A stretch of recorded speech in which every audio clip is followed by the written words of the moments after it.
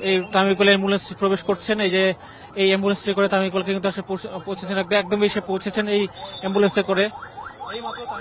তামিম ইকবালের বহনকারী যে অ্যাম্বুলেন্সটি সেটা কিন্তু আসলে এই অ্যাম্বুলেন্সটি কিন্তু প্রবেশ করলো। আসলে উন্নত চিকিৎসার জন্য তাকে এখানে নিয়ে আসা হয়েছে এবং দেখতে পাচ্ছি তার গাড়ি বহর সঙ্গে কিন্তু অনেক গাড়ি রয়েছে। আসলে তার চাচা থেকে শুরু করে তার পরিবারের যে সদস্য রয়েছেন তারা সবাই কিন্তু তার সাথে রয়েছেন।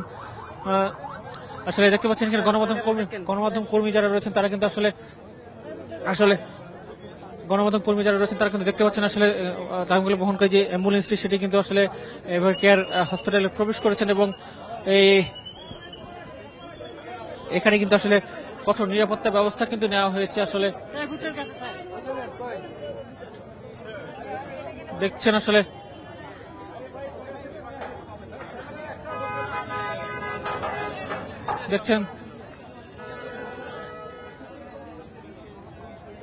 দর্শক দেখছেন দেশ টিভির পর্দায় তামিম ইকবালকে আসলে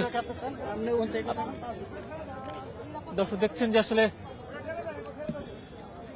তামিম ইকবালকে নিয়ে আসা হয়েছে এবং তাকে কিন্তু হাসপাতাল থেকে ধীরে ধীরে কিন্তু আসলে